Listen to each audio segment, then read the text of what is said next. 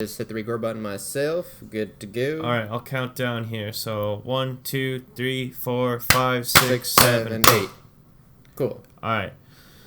So that part always confuses me because right now, as we talk to each other, it's unsynced, and then I have to sync it later. Yes. Like when I clap 5, 6, 7, 8. By the time I say 7, then you're like 5, 6, like it's already way off. So I just want you to know it's not easy for me. Yeah, I know. I try. I know it's not easy to sync this stuff up. Mm-hmm. Hey, welcome to episode 25 of We Can't Code, So We Criticize. This is a weekly video game podcast between two friends where we share relatively biased opinions on our favorite games. My name is Ben. Oh, Michael. I don't know why that caught me guard so badly. It scared me when you did that. I can't even understand what are you even saying? You're laughing too hard. I don't know why. When you started the podcast, it scared me. I have no idea why. I didn't even go woo it at all. I'm so sad. Thank God. It was the perfect introduction. You did it so fast out of nowhere. I was like, oh shit. Oh God. I'm trying new tactics to get you to not say woo woo. So I'll consider that one that was a success. Yeah. That was a good one. Solid 3 out of 10. Alrighty. Welcome to the podcast, people. Good start. Loving it. And you missed your cue too. My name is Ben. No, my name is Michael. Ben. Good. What do you mean no? Are you not going to say your name? Yeah. Sorry, My name is Ben. No, that's the end of the podcast. Okay, we're cool. done. How much did we get in there? All right, a minute. Perfect. Edit that. I mean, I like to round up. We'll say 2. I don't know. I like these, I think people want fast podcasts now. I don't think people want to listen to hour-long podcasts. I think people want quick and fast. I think these minute-long podcasts are going to be a huge thing, my friend. I think we should really start thinking about that. I think they just don't want to listen to us that much. I don't think that's true. That's the biggest thing. I think the comment saying that we're just too much bullshit is just saying that we need to make it shorter. And by shorter, a minute long. But that's just me. And it's people who are saying that we're bullshit. Cut some of the fat off of this. It's just my mom. No. Hi, Mrs. Mike. Mrs. Mike. Well, I didn't want to say your last name. No, I appreciate then you're gonna it. get crazy stalkers. Oh, yeah, with my sexy Mike's last name is Sanders. Sanders. Damn it, Ben. Colonel Sanders. Well, this is a great start for the podcast, I think. As you people know, our podcast, we started off with what we did for the week, and then our Please don't start on this episode. If this is your first episode, you're going to be very confused. I think you need to go to our... Is this what the podcast is? Is this, entertaining to people? I think this is our second season. I think you need to go to I think it's our third last episode in our first season when we're hungover, and that's still my personal favorite one. I laugh every single time when I listen to that one. Yeah, so if you're good. looking for a good place to start this podcast, listening to us, go to episode number 7 and beyond. Don't go anywhere before episode 7. I don't even remember those. I blocked those out of my mind. We don't talk about episodes 1 through 6 anymore. Those were dark times. Especially episode 1. We were just like, let's make a podcast. And then the next day, I was like, I got a microphone. Why don't you sit in? We'll hang out. And we couldn't have been any less organized. But we're on 25 now. That's a milestone. After that first podcast, I just remember Ben saying, I don't want to be friends with you anymore. And I said, I understand. And we didn't talk for a month. I say that every day. And yeah, that's true. That is very Even sad. if we don't talk, I always say I don't want to be friends with Mike anymore. I get a text every morning from Ben saying that he doesn't want to be friends anymore, and I just Please reply, don't talk to me. And Mike just hits me up randomly during the week, and he's like, "We doing that podcast?" And I was like, "Well, now it's just awkward to not do it." I usually try to find where he's at. He keeps on moving around a lot, and it's hard to find him. Yeah. It's really I never hard. even mentioned this. It's been 3 weeks. But I was in Taiwan for the last year. By the way, that's the whole reason that we didn't do this for a year is because I went to Taiwan. And since I found him, we can do the podcast again. So you're welcome, people. Yeah. I was happily living in Taiwan, and then Mike was like, "What's up, motherfucker?" And I got him kicked out of the country because I was not supposed to be in that country, and with association with me, they had to kick him out too. So yeah, I am no longer allowed in Taiwan.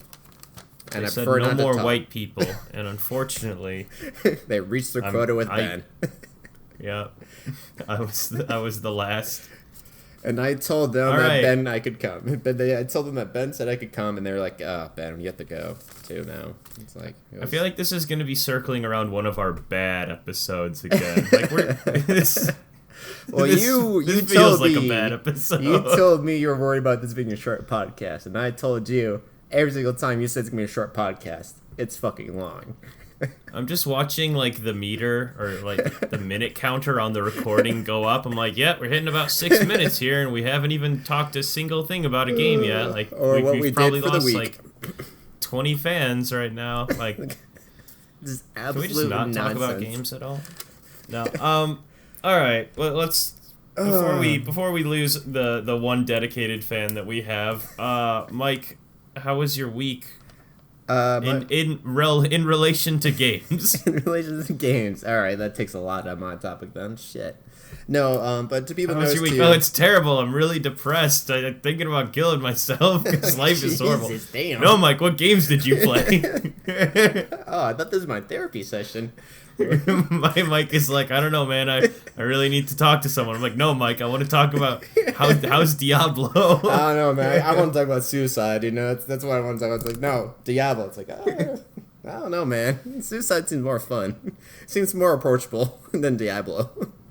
I just need to keep repeating. We are not models. Don't listen to us with any kind of like real.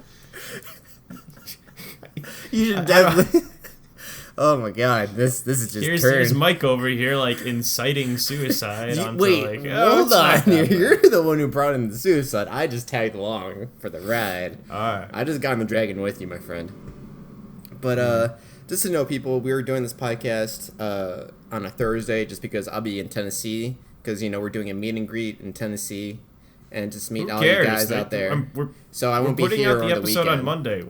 Why would they ever know about that? You don't have to say that. Well, because then it's why don't we do a lot of things? Well, because we did this podcast 4 days early, so than usual. But I did get to play more Resident Evil 7, and I did a big chunk out of it. And it's still not the best game, but so I kind of found out one of my issues that I had with the game, and I'm kind of changing my mindset. So I came into this game thinking like, oh, I heard a lot of good things, that this game is really scary. And what I forgot, though, is that it's a Resident Evil game. And to me, Resident Evil games aren't scary. They are fun, though, but they're not scary. And so after my last PlayStation yesterday, I kind of came to the conclusion, like, all right, stop treating this as it's, like, not a Resident Evil game. Think of it as a Resident Evil game, even though it's in first person, a whole different perspective, and it's a whole kind of different style bit. And so I'm actually excited to play more of it now, which is interesting. Because last time I played yesterday, I was not in a good mood with that game. I was like, this game is pretty damn bad. I mean, how many hours are you into it? Like, you don't have 5. To finish a game if you don't want to. I don't want to be it's a bad game. Dude, if I do that, then the AI wins. And then they take over everything. And that's not cool. Do you want them to take over everything, Ben? Because I don't. Because I like my freedom. This is America. Let it all end. No, this is America. We do everything the wrong way until it's right. That's how we do things. This is not Taiwan. Exactly. I want to go back to Taiwan. Get me the fuck out of here. No, but Mike, unchain me from this chair, goddammit. Let me leave.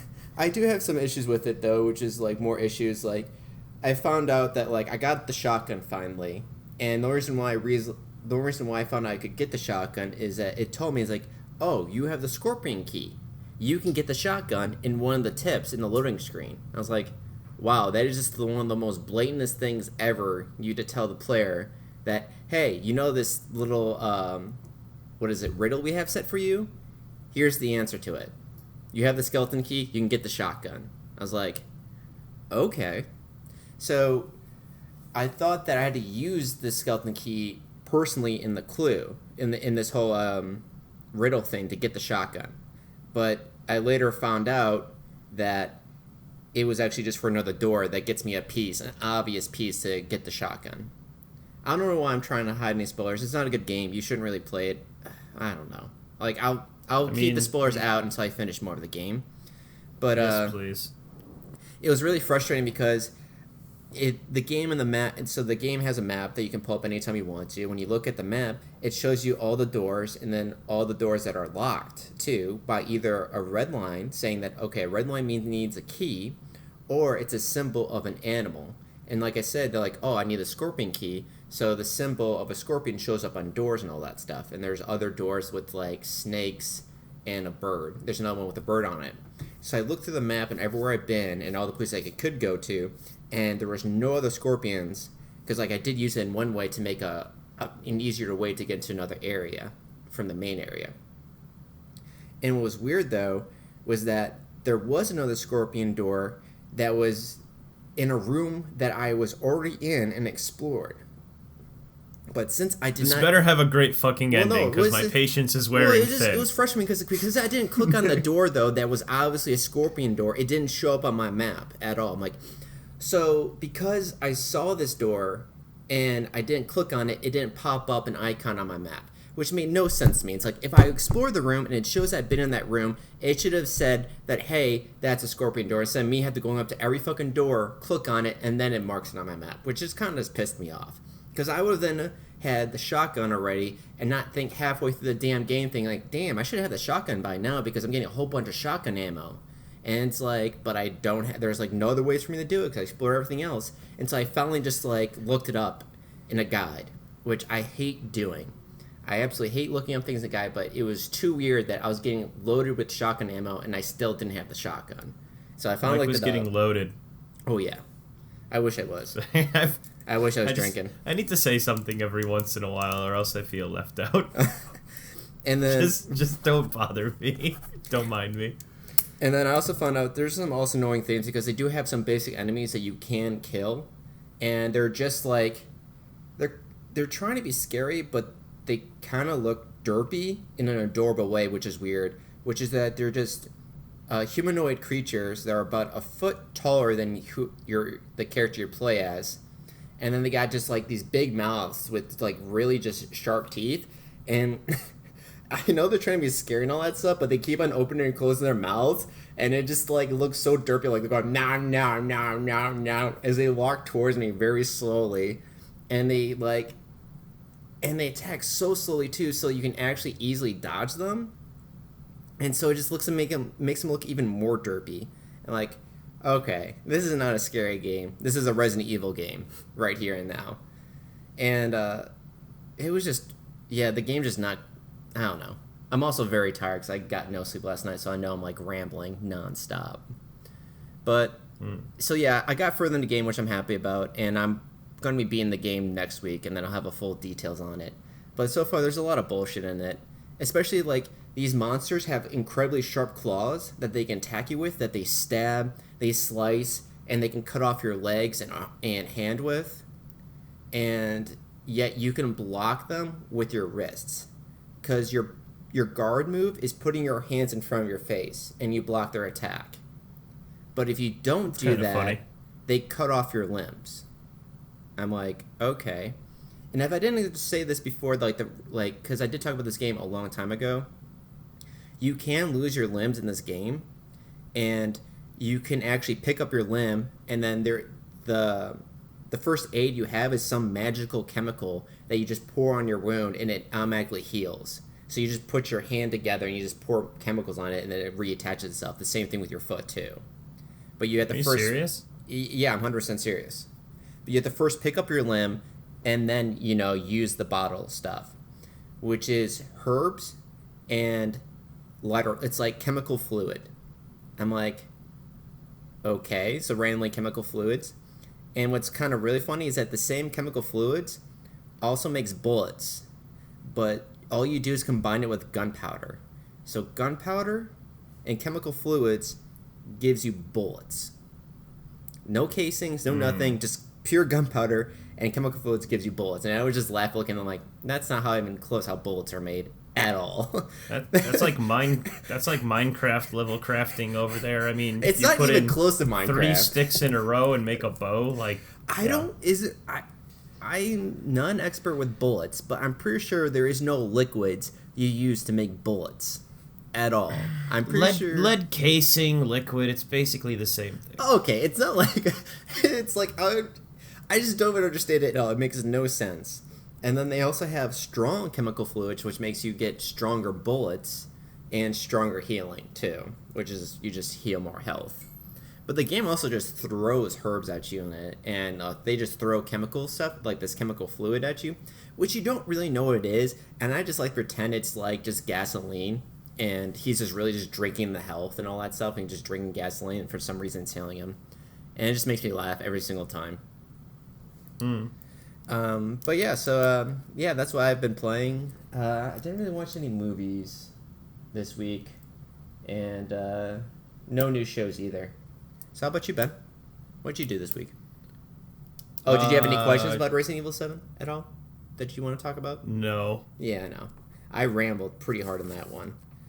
I caught about half of it. Yeah, good. Something about liquid and drinking gasoline. It's a very silly game, but it's also a Resident Evil game, and Resident Evil is a pretty, especially like the later ones, like 5 and 6. But I'm like, okay. I just don't know how people. Hey, I like 5. I like 5 too. I love 5 and I love 6. And I stopped taking Resident Evil 7 seriously. And that's where I'm like actually excited to play it again, because I no longer see it as a horror game. I just see it as just like a simple action Resident Evil game. But I do wish though now it did have a third person instead of a first person point of view, which is kind of funny. Just because I've always wanted a first person horror game that was like that, but now I'm just wishing it was third person. But I think maybe too much motherfucker. All right, Ben, what'd you do for the week? Oh, I'm so tired. Yeah, I know, me too. I'm actually pretty exhausted. So what'd you do this week? Oh wait, besides reaching level 300 in Diablo 3.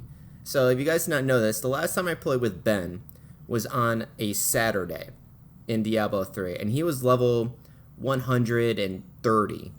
And 2 days later, I get a text message from Ben, and it's a photo of his character's level, and he's already at level 340. 2 days later. 2 days later, Ben, you gained 200 fucking levels. In Diablo 3. What the fuck were you doing? Playing Diablo 3. Like, for how long in one night? A lot of time. Did you just play that by yourself, or did your brother hop in or something? No, I played by myself. Damn.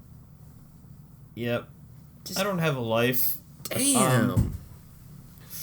So, right, I'm level 400 in Diablo 3. Oh my or God. I'm Paragon level 400, so that's on top of the regular level 70.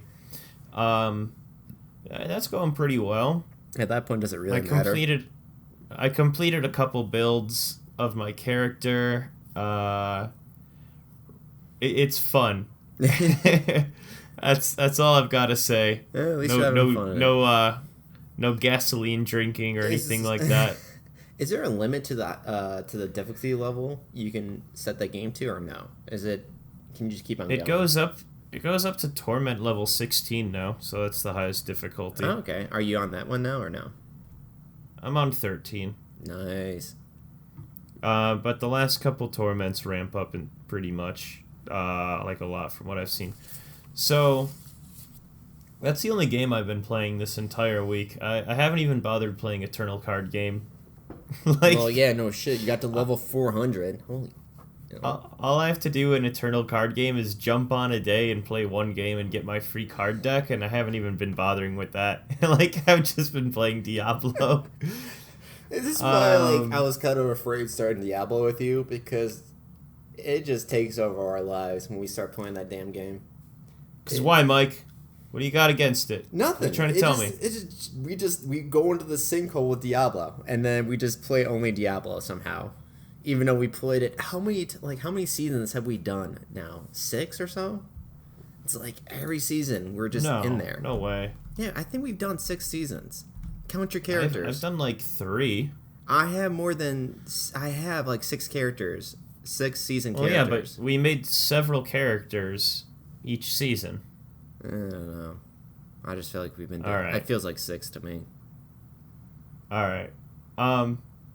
So I haven't even touched Fallout 4 as well, which was the game I saw my script from last week on like what I was going to be playing this week, and it just had an underline saying, like, I'm pretty sure I said this exact line, because when I underline something that means like you're going to say this, and it said I will be playing exclusively Fallout 4.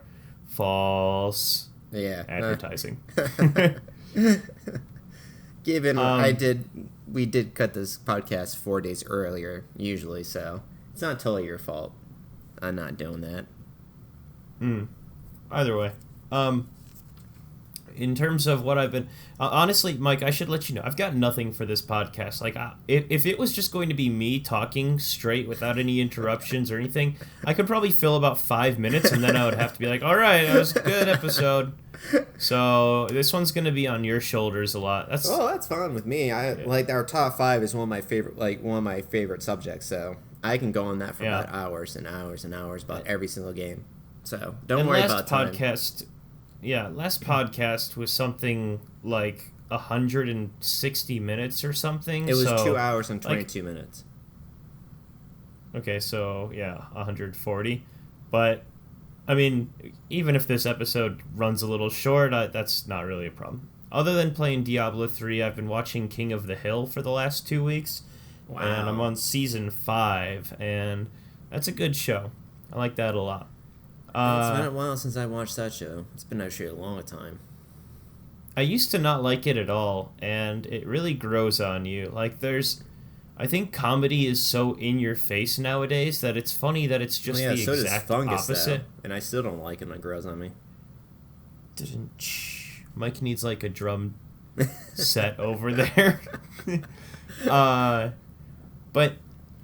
Anyway, so like for example, I'm gonna do my best Hank Hill impression here. Oh god. But there's so like he's got this teenage nephew of his or niece of his that's living with them, Luann, and like one of the first episodes, she's like, I'm gonna go to beauty school, or she says something. Yeah, she's in a hair salon.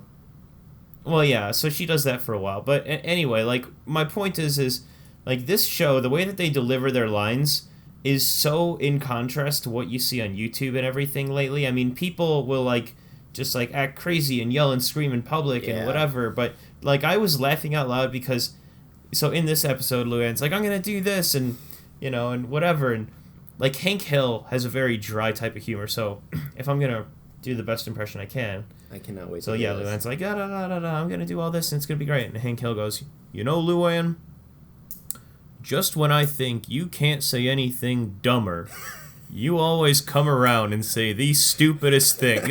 Like exactly. The point is you're already laughing. It's funny because there's like, it's very dry. It's not in your face. Like if he was like, that's the stupidest thing I've ever heard, like it wouldn't be that funny. But it's just the fact that it's Hank Hill. Like, well, that ain't right. Like it's just like such a very like. Just a disappointing thing. It's it's just such a very soft-served like response. I mean, it's so monotone that's what makes it great. It's like that 70s shows with Red. It's like, how about I just shove my foot up your ass? Doesn't yell, it just straight up says it.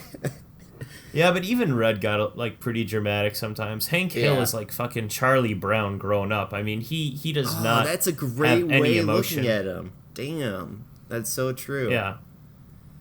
Yep. And just like, I don't know, everything about it. I've watched 5 seasons now, so like I'm trying to think of a single other moment and I can't, but it's exactly funny. Just that kind of humor. You can see how much different humor is between generations just from watching that show and then watching shows today. Like you said, it's more about huge reactions, like huge, like loud reactions compared to it's a lot. It's visual humor, and being a cartoon, it's really hard to not have visual humor. Right. Like King of the Hill, yeah, like the fact that half of the show is just people standing in an alley drinking beer, and like with a cartoon, it's like, oh, you can have people fly, you can do explosions and really big things, and the fact that they reserve themselves much to just like here a guy mowing his lawn. That's all they're doing. They're gonna stand here the whole episode, no nothing. We can make them do all this stuff. It's like, no, they're gonna stand there, and that's it.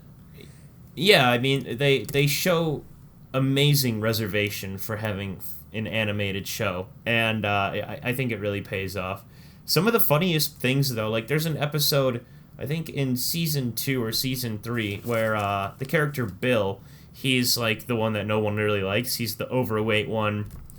I don't ever thought that they disliked him. They just pity him. They just know he's pathetic. It's not about hate. They just know he's pathetic, which is really mean still, but they just know so I don't think it's that the characters like are actually hating him. They just, like I said, they just like, yeah, you're pathetic, and we know it, and we know you know it too. Sure, okay. But, so this episode must have aired in, like, 1999 or something. So it was, 20 years ago. And it's pretty forward-thinking considering the time. So there's an episode where he is really depressed, and in the middle of the night, he steals Hank's like Christmas lights, and Hank hears him, and he's like, "What are you doing, Bill?" And Bill's like tying a noose around his neck. He's like, "Oh, I'm gonna go kill myself," and he jumps off of his roof, and like the whole episode is basically about Bill trying to commit suicide, and at the end of it, he's depressed because his woman left him a couple of years ago. No, but that's the thing, is like they were able to make this thing really funny, and it's like how you're just like, telling me how he's trying to commit suicide. I'm just like laughing my ass off in this podcast, make me like sound the most monstrous person ever. No, but what the fuck are you doing, by the way? You're just like up against the microphone with Velcro or something. I tore a piece of paper. Okay. Let's try to like not make noises. I'm sorry. How is this helping there? Sorry, wow. People. Sorry, people. Thanks. Anyway. You could just cut that part out. You can easily see where that part was at. Ben, let me make more work for you. Thank you for that. So anyway, all I'm getting at, though, is just, like, they took this pretty serious thing and they made it really funny. And by the end of the episode, he's like, pretending to be the woman who made him depressed. Like, he dresses up as her, and he's, like, going out. And he's, like, cross-dressing, basically.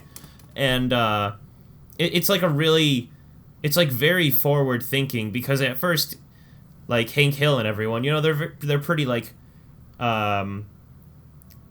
reserved people, but then like to get Bill to snap out of it, like Hank dresses up in a dress too, and it was just, it's interesting. Like, only at this 20 years later are we talking about gender equality and people being whatever they want and stuff, and here is, out of any other show it could have been, here is King of the Hill addressing men dressing up as women and stuff, and it was funny. Like that is the last show I would have thought to have been like bringing up those issues, but they got into it. I'm still laughing about that part. It's like, what are you doing? Oh, I'm just trying to kill myself, and just jumps off the roof. Yeah, so he steals his Christmas lights, and he hears Bill climb up on his roof. He's like, "Bill, what?" He yells at him across the alley. "Bill, what are you doing?" He's like, "Oh, I'm gonna kill myself," and then he jumps. It's great. It's just that perfect setup. It just immediately then just does it in just a monotone way too. Yeah. Yeah. Well, I mean, like, being Bill, he kind of like trips and falls, basically. Like, it's funny. He accidentally kills himself in the process of killing himself.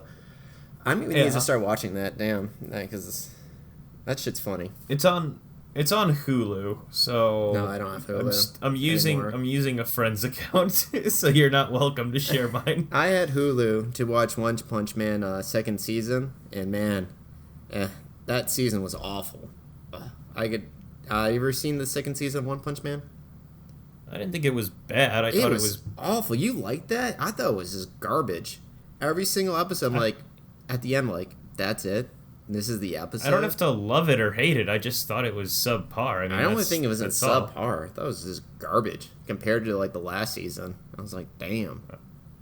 I know that they got a new animation studio. Yeah, new animation, a new studio, new director, and new music, and all of them just did bad. It's like people's like, oh, but it's a different one. It doesn't matter. If it's bad, it's still bad. And if it's not as good as the first one, that means it's worse than the first one. I'm sorry if you're a different team. Do better next time. It's like, oh, but they have a different style, but the style is already set in the series. It's like the main goal is to do better, not worse. And I felt they just bombed it. Hell, like half the time I was skipping through parts of the series because it was so boring and pointless. I was like, this is not fun. This has no relation to the story at all, and it's not even funny. And I was just fast forwarding through everything. I was like, I got a Hulu account just for this garbage? Damn. I think that's what made me extra salty too, is that I got a Hulu account just to watch it, legally, and it was just bad. Just awful. Yeah, I was not happy one bit. And then just like the season ends on a cliffhanger, and the dumbest one too, of like one of the main protagonists just passed out, flying away with no real. There's like no urgency, no nothing, none of the. Excuse me. Oh man, my throat. It's like none of the answer, like nothing was answered at all in this whole entire season. That was even like everything that was brought up was never answered, and everything in the previous one wasn't even answered at all either. So the whole season to me was a waste of time, straight up. Nothing was gained in the whole entire season, and that's One Punch Man season 2 review. Okay. In a nutshell. But yeah. Anyway. So what else did you do besides watching Hank Hill? That's it. That was it. Oh, good week. Yeah, it was all right. Got to level 400 in Diablo and watched a bunch of King of the Hill. Yeah, I've been doing a bunch of like video editing and stuff as well. But that's I actually saw. That's for my other thing. And then I was gonna for your Overclock news. Really like it, by the way. The last 2 ones you posted out, I thought they actually were perfect. By the way, really nailed it. Thanks, yo. Like, we've been talking about you nailing your voice, more in them, and I thought, like, the last ones you've been posting out were just perfect. I was like, damn, these are actually pretty, like, high quality, and I actually enjoy them. I'm not even trying to talk it up because they're on the podcast. I just been meaning to tell you, and just kept on forgetting to tell you. But, yeah, dude, I think you nailed that. May as well tell me live. Yeah, exactly. Well, that's a podcast. That's what's fun about these things. You get the chat. But, yeah. So, yeah, but, anyway. Yeah, I guess we talked about what we're going to be doing later next week at the end of the podcast. So, now we're going to move on to I want to get into our top 5s. Yeah. Which I'm excited because this is a subject I actually like a lot. So, this is my jam. So, I've got to be honest, Mike. As I was doing this, I realized that I don't really play a lot of war games. Like, I was looking through the list of the typical... Like, I was thinking, my list is like garbage because I'm going to disappoint a lot of people. I've never played any of the Star Wars Battlefronts. I've never played any Halos, no Age of Empires or StarCrafts. I haven't even played Call of Duty Modern Warfare. Like, I don't know. I apologize, basically, because I'm sure that if anyone is listening to this list, they're going to be like, how did that game not make it or this game not make it? So see, like, I had just a massive list. I had to put some criterias for mine just to shorten my list down. I was like... I had, like, all those things you mentioned, like, I put all of them. I love them all. I even have more that are, like, not on my top 5, but I needed to talk about at the same time. There's, like, so many military games I played, so many different type of war games. It's like, when you said, like, let's do war games, like, fuck yeah. And so I was like, sweet. Yeah. So I guess, like, my big thing, too, is that I was trying to do specifically war, so... Like, there's games that I considered, like Wolfenstein New Order and games like Metro 2033, and I was like, well, those are more like guerrilla warfare or something. It's not exactly like... I had the same thought process, too, on that. Yeah, I mean, so, like, Wolfenstein The New Order, like, that was based in World War II, but then it was supposed to be 30 years after in the 70s, so, like, you can't really go off of that. And Metro is like post-apocalyptic survival. It's not specifically war. It's like espionage both and of those stealth killing most of the time. Yeah, so I mean, I didn't know if you were going to agree or disagree with that, but my impression was that's not specifically, your nation against my nation or anything. Right. It's not armies. It's not real armies against armies. It's like a small fraction against an army. And I wouldn't really call that a war. It's more just like we said, espionage and just like undercover stuff. And what I focused on was like real full battles. There's like two forces, massive forces clashing together and all that to help, and if or at least it felt like it was in some cases. And so that's how I toned mine down. Yeah, like there's RTS games, but for the most part you're not playing as a full army, but you have to feel like another troop for the most part. Right. And there's most of the games RTS I put on this. Well, yeah, RTS games are war. Yeah. Okay. I thought you said they didn't. I was like, oh no, I count those too. I don't have any of my lists, but I have some honorable mentions though. I think. Well, yeah. Yeah. What I meant was you don't have to manage the entire army in the same sense that an RTS, but for games to be war games, you can just be a single player. You can just be the whole army. But you have to feel like you are, one piece of a larger movement, basically. It can't be just like you going solo. So all the games on this list, it took me a long time to come up with them, but there's only one game that I squeezed in there. You're not exactly with an army, but you are working with like a troop, so to speak, or like a company. But I wouldn't say it's specifically nation against nation. So anyway, those were the explicit criteria that I painted for myself. Is you have to feel like you have to feel like you're one part of a larger group, basically. Or if it is an RTS, you have to be managing like a lot of things. Yeah. Another game, these would normally be honorable mentions, but because I excluded them, I would also like to say Rainbow Six Siege. I wouldn't exactly say that that's warfare, because that's, police versus terrorism. That's not exactly, like we declaring have a term. war. We have a term for that too. It's I just don't have it in the head. I'm like, but we do call it something like that. It's not war at all. But yeah, I wouldn't call it either as well. Yeah. So I think it's my turn to start this time. Yeah, I started last time, and so it's now your turn. All right, so as we typically go, I'll give my number 5, my number 4, my number 3, then we'll switch to Mike, his 5, 4, 3, then my number 2, then Mike's number 2, then my number 1, and Mike's number 1. So my number 5 is starting out with Call of Duty Black Ops 1. Okay. And it's funny because, like, we're not even talking about the campaign here. Like, Call of Duty Black Ops 1 was great as a multiplayer game. I love the Tomahawk. I love the exploding crossbow. But once again, it was one of the first games that felt like I love Nazi zombies, and so that was probably the biggest draw. Not even the fucking war aspect. Like it kind of slipped in because it is a war game. Like there's no way to exclusively say Nazi zombies. And also, I did appreciate the multiplayer almost as much as Nazi zombies in this one. I felt that Black Ops 1 multiplayer was really cool. Yeah. Lately now it feels like way too fast and intense, but Black Ops 1 I still remember levels like, totally Jungle, agree. Nuketown was also really fun as well. I mean, these are just solid. I was still levels. the only fan of I was still mostly only a fan of like the Nazi zombie part, because like every time we play together I was mostly just like, let's just do this, let's just play Nazi zombies. But of course, sometimes we would play multiplayer with other people. I'm like, okay, this is fun, but I mostly only focus on the Nazi zombie part, and that's why that didn't make it on my list, because like, well, technically it's not really a Battlefield. You're just like, I just really loved it for its Nazi zombie for me.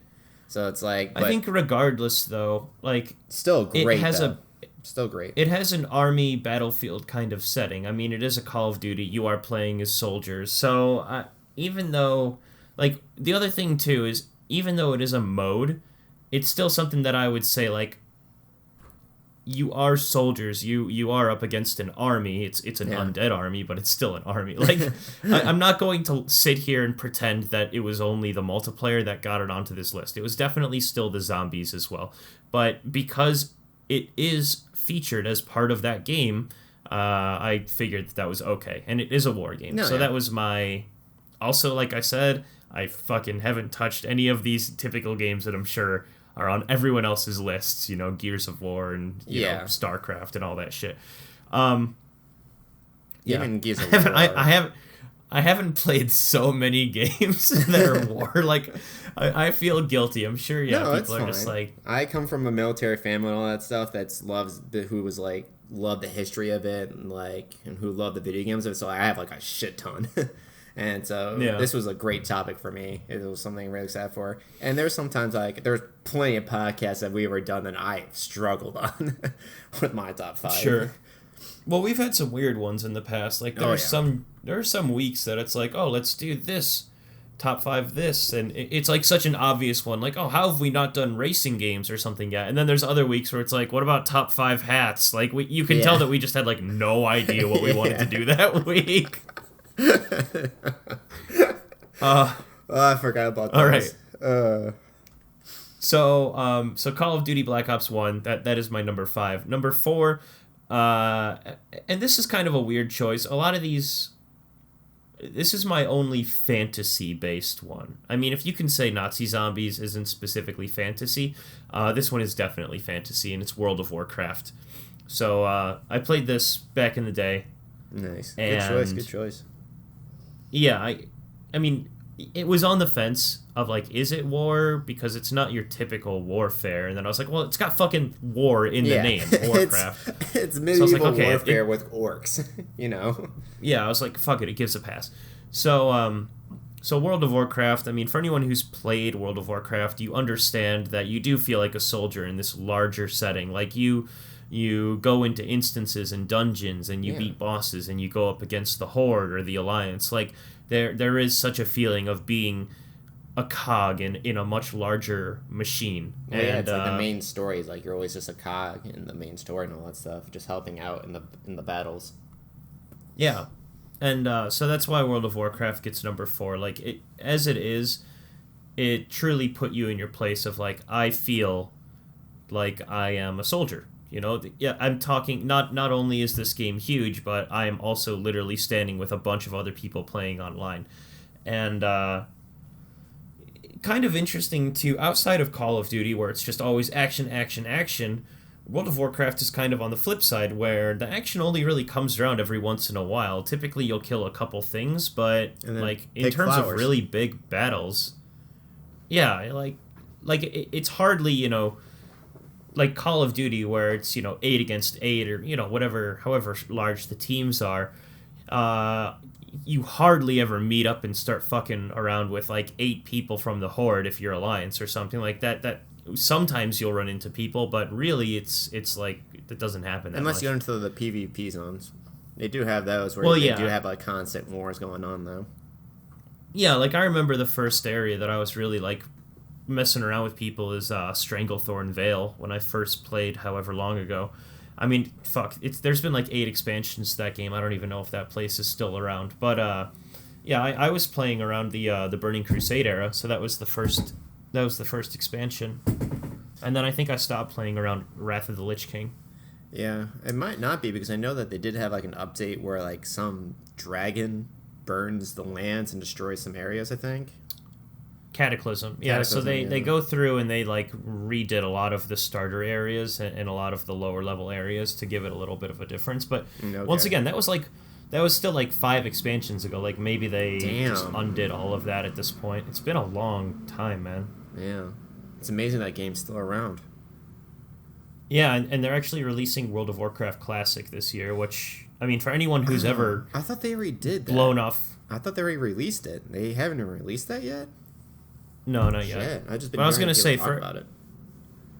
Yeah.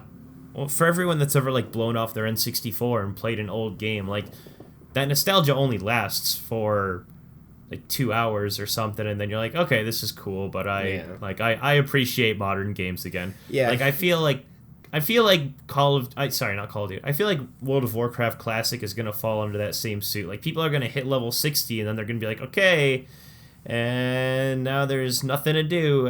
During the end game, I already have the 2 or 3 good items. Like, I think people are going to quickly realize that sometimes they changes keep are adding. Good.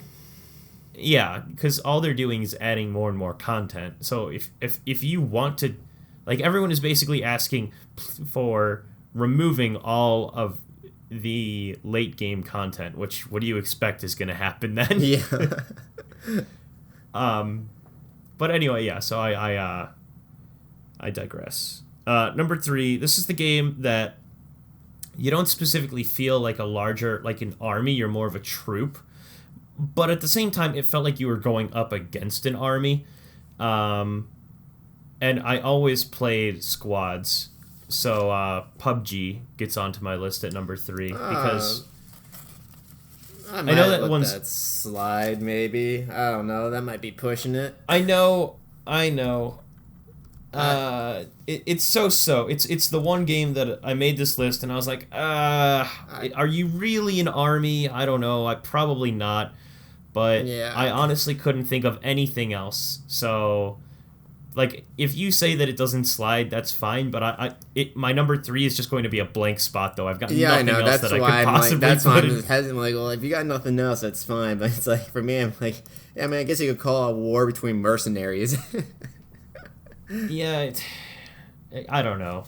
I know it doesn't exactly fit the criteria, but, dude, I looked through all the games on my Steam library. I also started on Google, and I typed in, best games starting at 1995, and then typing every single year after that to be like, have I forgotten about any games? Or, like, what games have come out?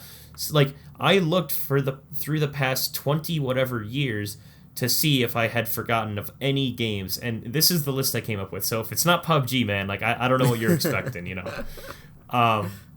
So those are my low 3. Our number 5 is Call of Duty Black Ops 1. Number 4 is World of Warcraft, and then number 3 is PUBG. Give or take it if you want, but it still makes the list. So Mike, what's your number 5? Okay, so my number 5 was the biggest struggle of everything that I had to do because there were so many games that... It's the cutoff point. It's the cutoff point, and they're just, like, that was the hardest thing. Everything above, like, okay, yeah, I can see this. This makes sense to me. But, man, just putting, like, what should I put on here? Because even with honorable mentions, I can't mention every single fucking game, It's like, this podcast would be 5 hours long if I didn't. Hey, go for it. You, like I said, you're carrying the load here, buddy. If you got a ton of honorable mentions, then run through them later. But for now, let's hear it. So my number 5 is, I don't know if you've ever heard the series, but the Medal of Honor series.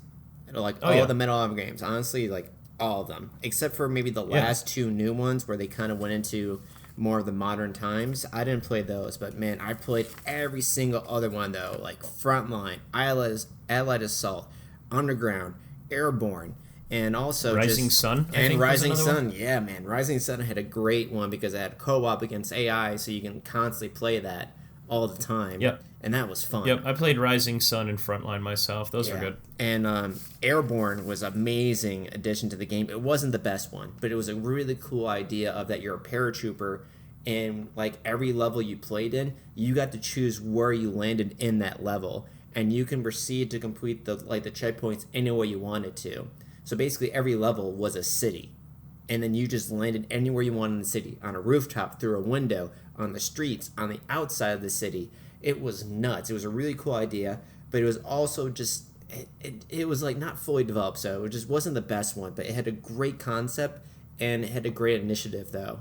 And it seemed like there was still passion put into it. It just didn't hit that mark, though, sadly. But still, I thought that was just a wonderful concept to actually just land anywhere in the battlefield and to complete the checkpoints, like, any way you wanted to, come into any positions you wanted to. It was just really cool. And the graphics were really nice during the time when it came out. It was pretty fantastic. And so, but like, the Medal of Honor, though, was like, man, I loved playing. Every single time a Medal of Honor game came out, I played it, like, right off the bat. I made sure to buy it. And I'm kind of sad with myself that I didn't play the other ones, like the more modern ones that came out. Because I think I just never played the 2 latest ones, and those are the only ones I never got around playing. But well, they made that Medal of Honor game. It didn't have any subtitle or anything or any yeah. What do you call that? But it was just called Medal of Honor. The same way that they were trying to. It was very obvious they were trying to make it like Call of Duty, and I remember that one did not sell at all. Oh yeah, just like, I have that game too. Okay, I actually do have it, which is funny. I just never played it. I've got it too. It came in a Humble Monthly or something. Oh, that's how we got it. Okay, yeah. So and then like for some reason the multiplayer is a separate download. That makes no sense. Yeah, it was weird. Yeah, but, I just didn't think it didn't do too hot at all, which is very sad to hear them fall. Because man, they had some fantastic games. I remember Medal of Honor quite well. Well, that's a lie. So I remember that I liked it a lot, but I can't remember much of how it felt or anything like that. So I'm just gonna mention a lot of the old games I was looking at. This was one of them that I was like, oh, I remember playing this, but I honestly don't remember anything about the game, so that's why it didn't make it onto my list. But so remind me, like, what was so good about these games? Like, why 20 years later is it still on your list, or 15 years later? Just good memories, and I think it was one of the first-person shooter military game I ever really played, and I just have positive memories of every mission, of playing all of them, and just excited to hear. I've always been excited when I was younger. Every single Medal of Honor game came out, I was just doped. I was like, yes. Like, I guess there was the Call of Duty people. I was the Medal of Honor people. I was like, give me that fucking game. I'm buying this game every year. And it's like... Loser. And the thing, though, is like, I didn't buy for the multiplayer. I always bought for the single player. And the campaigns were always fun for me. It was a blast. And I didn't care at all. Like, I didn't ever... Man... I don't know why I joined the multiplayer, like the online, like really got into online. But a lot of times I just didn't have access to that, so I was always playing single player games. So that's why I guess Call of Duty never really interested me at the beginning. But I do have one of the Call of Duties on here for an honorable mention.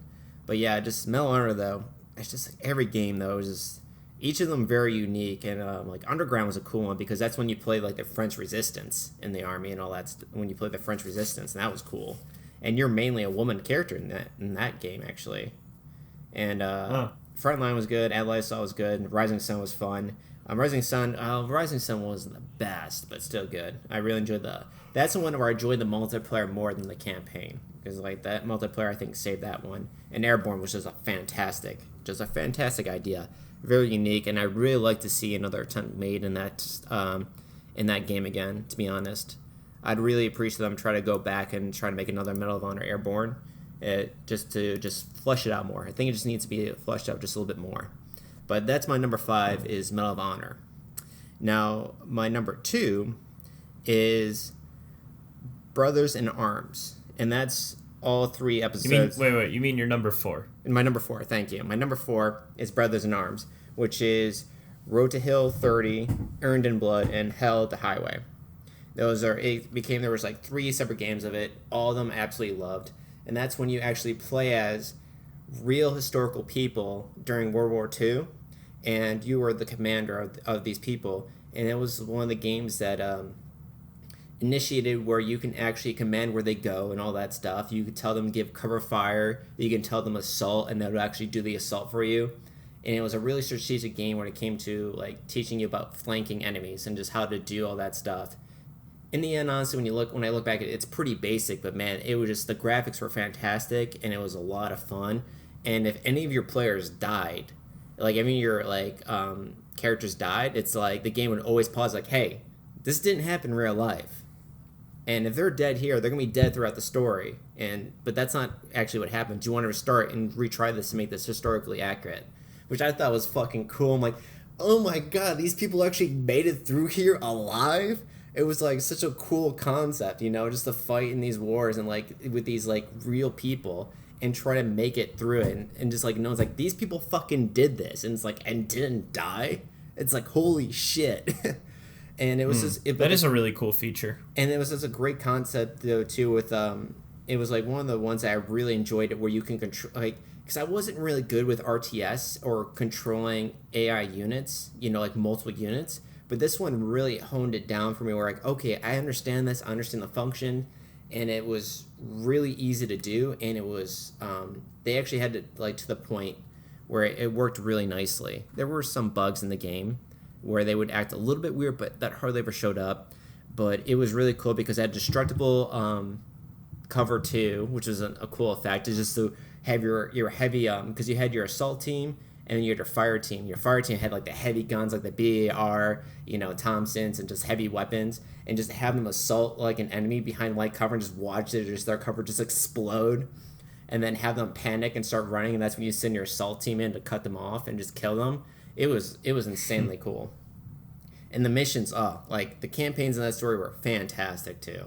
I mean, it's just amazing too because they're based off of real like missions too, and it was just also incredibly fun as well, which is kind of dark actually when you think about it, because then you're killing real, technically people too as well. These are people that died, but I mean enemies, and that's just war for you. But yeah, but that's my whatever. But that's my number 4 is Brother in Arms, because it was just like it put a really cool concept that I enjoyed fantastically. Had wonderful graphics, a great story that was true, and just to experience that and just like know it's like shit, these people dealt with this, like they had to deal with this situation and like actually got through it alive. I'm like, fuck me. It was cool feeling. I thought that was awesome. So yeah, I like that concept. What was that game called again? Brothers in Arms, and there's three games of it: Road to Hill 30, Earned in Blood, and Hell Highway. Okay. So yeah, there's and I played every single one of those. And then my number 3 then is PlanetSide 2.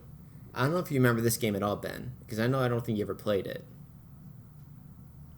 No. Yeah, so I've heard of the name before, though. Yeah, so PlanetSide 2 is a massive MMO first-person shooter, and the main point of the game is that there's 3 separate factions. It's a futuristic setting where it's lasers, hover tanks, there's like all this cool stuff, and you can drive all these vehicles, and the main goal is to take over the whole entire area. And to do that is you take over these specific landmarks in each area, and areas on the map are basically pentagon shapes. They're pentagon shaped, and just think of like one, but like 100 of them, and each pentagon shape is just a massive area, and inside that, like, it could be like a giant base you have to take over and all that stuff, or it can be simple, just an outlet post in one area to take over that. And so the main point of the game is to have your faction take over the whole entire area. And what was nice was that there was 3 fractions, so it always made it kind of a constant conflict. Since there's no even numbers, there's always, if someone's really taking over one thing, another faction will take down that other side of the person taking down the other person, and then while that's going down, the third force thing can go on another way. It's just nuts. And when I joined this game, this was actually one of the first games where I joined a clan. And this clan that I joined was insanely organized, and they just, to a point where they had generals, commanders, lieutenants, all that stuff, and it was just so cool just to be a part of this. And by the way, I think the amount of players can be on a map, what was the amount? I know it was insanely high. Let me just quickly Google that. Let's see, because I know when did it come out? It's an old game. It's still out now though, and it's a free to play, and they just didn't. Maybe like 60 or something. I remember during PlayStation era they would have 60 at most. It was more than that. Player count. Oh wow. Let's see. Player count per server. Yeah, let's do per server. Let's just do a quick Google search here. Yeah, large batch finishing up 2,000 players. Yep. Shit. Okay. Yeah. These are me impressed. These are real battles. Now think of that, and you're in an organized group doing an assault on a final base location to take over a landmark, and you're just rolling up with 30 troop carriers of just land carriers, and then you have maybe 10 flying above, troop carriers flying above with them having air support, and you're just one solo guy just sitting there in one of these troop carriers just ready to hop out and just start insulting this base. And then you just had people just on the comms telling, all right, this is what we need to do. We need to move here and hit this point hard and just keep at it. And it's like, and make sure you keep the heavy assault guys alive. And there's like, the heavy assault guys are guys in giant mech suits. So like, they're not like huge. They're like an extra 2 foot taller. So like maybe they're 8 feet tall mech suits and stuff. And you can like, there's like the engineer guys can also repair them and vehicles. So you have like repair guys behind them and behind these giant mech suits shooting like massive amount of ammos in an area with like side troopers with rocket launchers and other troopers on top of hillsides shooting the same direction. And then you have like airstrikes coming at you as you're running towards this base, as you're running by all this stuff. It was just fucking nuts. All right. It was just amazing. And I was lucky. I was lucky to find this group too. And it was during the beta part. And I was so sad because once the beta was over, everyone got kicked out of the clan. Like something happened, and they could never find where that clan was ever again. I was so sad because like it was the first time I ever joined a clan, and it was just so organized. Everyone was so awesome in it. It was so much fun, and it was one of my true first experience of actually just being in a clan and being in a real battlefield. It was just fucking cool. And there's tanks. Like there's a shit ton of things. There's tanks. There's like light transport vehicles, there's jets, there's like the arsenals in this game was endless, and it still is, and they just did another massive update. This game is still going on, but I know that's pretty cool. I'm never gonna find that same clan and just like the same organization, because man, we just dominated the server. Like I don't know how I got lucky and find this group, but we were always the one dominating our server. It's like, all right, oh, and by the way, there's like 3 maps too in each server. And so it's like, all right, this one is ours. Let's go on to the next one. It was just pile over in the next one and start just taking over bases, assaulting people and all that stuff. And then we would always but there would be still like other massive factions that we'd always clash with. It was just nuts. And there was this one time when like we were doing this assault on this base, and then all the leaders got jumped out, and then they said, DK just ran like, yeah? I'm like, you're in charge now. I'm like, what? You're like, you're in charge of the whole platoon. I was like, why me? Because the guy was like, well, you should probably mention DK as your, well, it's partial amount of your username. Yeah, it's part of my my Steam name. I use my character name. I use pretty much in over all my games. Sorry about that. Yeah, I got to remember that people won't know that. So like, my character was DK for Dark Knight. And so randomly, it's like the general's like, DK. I'm like, yeah, what? You're in charge. I'm like, what of what? He says of the whole thing right now. I'm like, why? Because you're the only one that's like, you've been like responding to every single thing and actually been keeping up with the chat and all that stuff and talking with everyone. And so and I gotta go, and I'm picking you. I'm like, well, fuck. So for a whole install of a base, I was guiding maybe about 200 players. It was nuts. I was like, what is going on? I was like, all right, Alpha, attack the north, Bravo attack the east, and I was doing all these weird commands. Like people were like, and then the lieutenants over there were reporting back to me and telling me the situations. I'm like, all right, Alpha B, go over to Alpha A, because clearly we can't come from that point. So let's quickly come in, push into A, and we actually took the base. And I was like, holy shit! And I had to put down the game, close it, and walk away because I was like too tensed. I was like, I can't do that again. It was just cool, though. Dude, there's people who, I mean, they put on their resumes, like, you know, I am a moderator for this game or, you know, this website or something. Like, I bet if you did that regularly, like, yeah, I'm sure that you could use that skill somewhere, I guess is what I'm saying. No, it was like, organizing 2,000 people. It was a nice eye-opener for me, too, because I always thought that clans were a weird thing. But it was like, but after joining that, I totally understood the whole like especially World of Warcraft. I never fully understood like what people were doing in the clans and all that stuff, doing all that. But after joining that group, I totally understood it, because it's just stupid fun. It was just incredibly fun. And the thing is that you have to be able to dedicate yourself to that game. Exactly. Like, you can't just half-ass it. When you join a clan, or when you're really invested into a group, then that means you're like going on every day for like 2 hours. The only games that I've ever been truly obsessed with in terms of the community are the games that I absolutely had to play every single day with friends. Yeah, and that's that. And like, I know people would probably listen to this now and think, "Wow, why is it sounds like this is number one?" I did reach my limit for that game, it was nothing bad. I just reached my limit for it, and I just and like you said, and that's why I don't really join clans now either. Is like, it is dedication to do that, and so if you're one of those people that finds a game like, I'm only playing this game, and that's it, join a fucking clan. And don't be afraid about it, because they're great. They're fun. And and everyone's there for the same reason you are, because you're super passionate about that one game. And so that's why I don't judge anymore about clans anymore. Is after that, it's like, I get it. It makes sense. And if this is the game that you're only going to play, yeah, you need to be in a clan, because it makes it even better.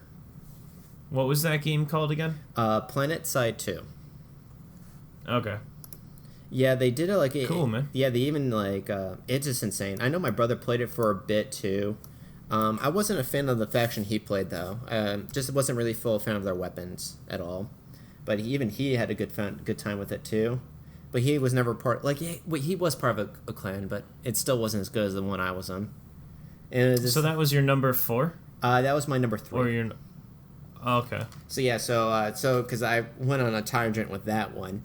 To start from the beginning, just so to keep in my head, number 5 was Medal of Honor series. Number 4 was the Brother in Arms series, and then my number 3 was PlanetSide 2. And then Ben, what's your number 2? Yeah. So once again, just not much to say here. Number 2 is Call of Duty World at War. I feel like in comparison to you talking about PlanetSide 2, this feels like not a war game, because you were talking about 2,000 people playing online against each other. Like, in comparison, that sounds much cooler. Call of Duty World at War was a good game almost exclusively because of zombies. Like, it had some good moments with the story. I know that it was probably like one of the lesser decent games that people played for the Call of Duty series, but it was actually the one that I played the most, because zombies kind of like opened me up to enjoying that game. But it was the first Call of Duty I owned. Like zombies introduced me to Call of Duty series, and then from there I did start playing some of the other aspects of the game.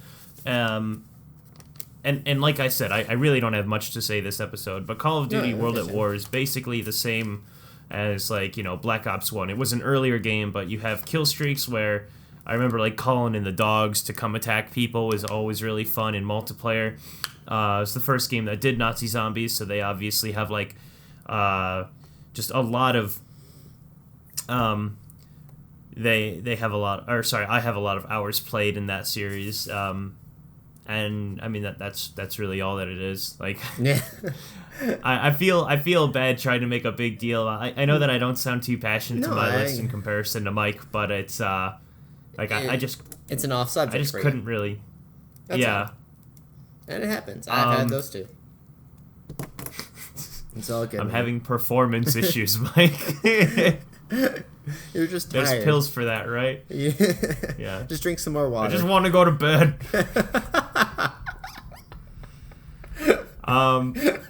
But yeah, so... I kind of want to use that next time. My girlfriend. I just want to go to bed. Tired, leave me alone. But yeah, so it was almost exclusively because of the zombies, but I played that game with friends. Every single time a DLC came out for new zombies, we would always, Mike, you were included in this group. Yeah. Everyone would always come over to my place. We would stay up all night.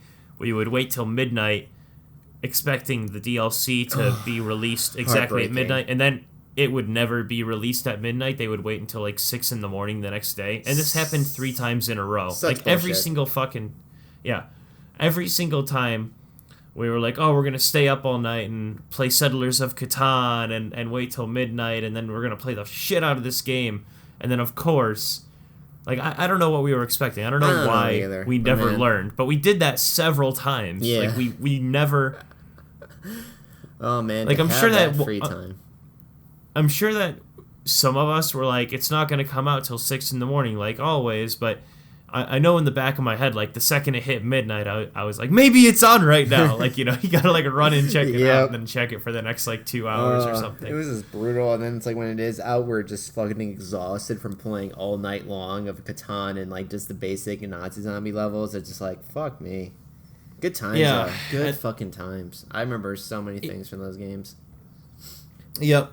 So that's my number 2. It's just, I mean, the fact that not exactly the fact that it was a war game. Like, if anything, that's just that's like just a caveat of the reason why it's on this list. The biggest reason is just because it was a game that I played with a bunch of friends that just so happened to have a war theme to it. Like, it really doesn't. None of the games on this list really do this list any honor, but except for my number 1. My number 1 is actually a war-based game that I liked for being a war-based game.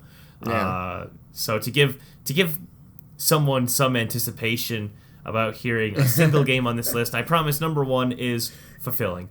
So, Mike, what is your number 2? My number 2 is Star Wars Battlefront 1 and 2, the original ones, not the remakes from EA. Not the new ones, Mike? Yeah, God, no. Hell no. No. Just no. And, man, just like, after how much hype I put into PlanetSide 2 and just like all the details, it seems like it should be switched or something. But, man, I'm a big Star Wars fan. I'm not like the biggest depth Star Wars fans. Like, but I've always been a fan of just the world of it, lasers, spaceships, and all that stuff. And the Battlefronts 1 and 2, I'm sad Ben you never played them because they're a great game to play. It was just great, especially playing the droids in the Clone Wars. Oh, they were so cool to play as, especially I always called them roly-poly. I think they're called destroyers or something like that. You know what I'm talking about? Like those. Have you ever seen the Star Wars movies where you saw those rolling machines and they pop up and the shield popped up around them? Yeah. Yeah, those guys are fucking cool as hell to play as. Man, and then just like all the vehicles, the massive levels you can play in. And then there was also like the space battle levels in Battlefront 2 where you can actually land on the enemy spaceship and destroy it from the inside instead of the outside. So you can go to their shield room and destroy their shields, and then you can go into their comms and take out the comms, and then you go on and take out the engines from the inside. Or, if you wanted to be in the whole space battle the whole entire time, you can just do that and take out the shields on the outside. Then you can take down, like, the sensors, the engines, and then the hull. It was like, and then that's how you beat the game, like, that level and all that stuff. It was just really cool. And then you can, like, land in their docks and keep them from getting their ships, or you can steal their ships and fly it out. And, yeah, it was such a, man, just... I'm like kind of riding down from PlanetSide 2, and I'm just kind of trying to recollect myself a bit. But the Battlefront games, right. Star Wars, were just like great. They were just so much. It was just stupid fun. Like how we said, like, what's the title of this one? Fun. Most enjoyable war games. Most enjoyable war games. That's what it is. It was just so much fun. There was so much enjoyment in these Star Wars games. These 2 Star Wars games, the first and the second. Both wonderful ones. I can flip back from either one because you can play, during the Clone Wars, or you can play in during the episodes. What was it? 4, 5, and 6, and you can go like down to Tatooine and fight in between the trees with the speeder bikes, and you have the 2-legged walkers, and you can use the traps that destroy the 2-legged walkers, and you can shoot fucking Ewoks, which is fucking awesome. You can shoot Ewoks. Thank God. Yeah, I know, it's about right? time. I don't know why people love them so much. I thought they were stupid. And it's like, I mean, they were vicious, though. I mean, thinking about it, that scene where that 2-legged walker gets crushed by 2 logs, you realize there's 2 pilots in there that just got mushed into, just mushed together in that, basically, that metal coffin. And that's pretty fucking brutal. And, like, damn, those little Teletubbies are kind of vicious. But still, it's kind of cool to shoot them. They deserved it. And, like, that's why, though, it is, like, that's what actually what it is. It does beat PlanetSide 2 because, man, it was just enjoyable. It wasn't as, like, sure, it wasn't 2,000 players, but it didn't matter. It was fun as hell. And I never even played online. I've just always just played with bots. And it was just cool because you were just one of the soldiers there on the battlefield. Unless you got, like, a hero character, then you're running around like Darth Vader just killing Ewoks and stuff, which was fucking cool, too. That was awesome. Mm. But, excuse me, yeah, it was just fun. And that's what makes me just so sad seeing them remake the game, and it's just not fun. I'm like, completely different. Yeah, it just like, everyone's just kind of like, how can you take a fun game and not make it fun? And you just look at EA and it's like, oh, that's how you do it. Okay. I mean, the game's basically done. And honestly, if you could just gave us an HD remake, we would just thrown our fucking houses at you. Yeah, we would just give you our firstborn child for that. I would have. It's like, give me just an HD remake of it. I would have been the happiest person ever. But then you decide to go shit out something else. I'm like, okay. But it was just, man, I can just tell you straight up, it was just fun. And it's one of those games that I had to put it was immediately put on my list because, like, what was fun? Star Wars Battlefronts 1 and 2. Just straight up fun. Loved it to death. And that's my number 2. Ben, what is your number 1? My number 1 is Civilization 5. Ah, bad choice, but okay. No, I was joking. Yeah, let's see. So I know that people have, like, thousands of hours into games, and there's no way that I'm ever going to compete with that, but in Civilization, like, I feel like I played this game for, day in and day out all the time, and so it's my number 3 most played game on Steam right now. I'm sitting at 232 hours. Let's divide that by 24, being a full day. Wow. Okay, so if I played this game nonstop, I would have played it for 9.6 days in a row. Like, I still feel like 232 hours is quite a bit of time. Yeah. I know that people are like, duh, that's nothing, you pussy. I've got 600 hours. Fuck you. Fuck you. I have a life. Yeah. 232 hours is more than enough time. I remember sitting down and playing this game like more than a single time for like 18 hours a day. I would wake up with my roommates in college and be like, hey, we playing Civ? And we'd start a new game.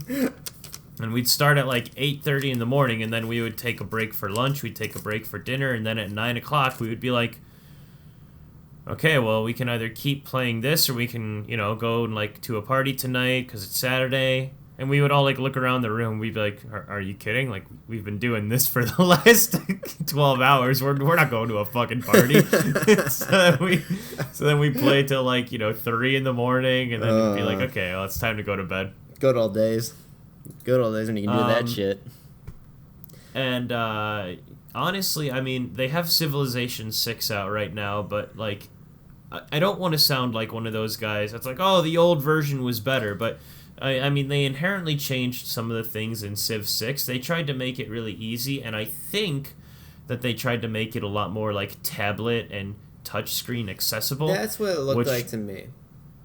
It really especially with the graphics. Yeah.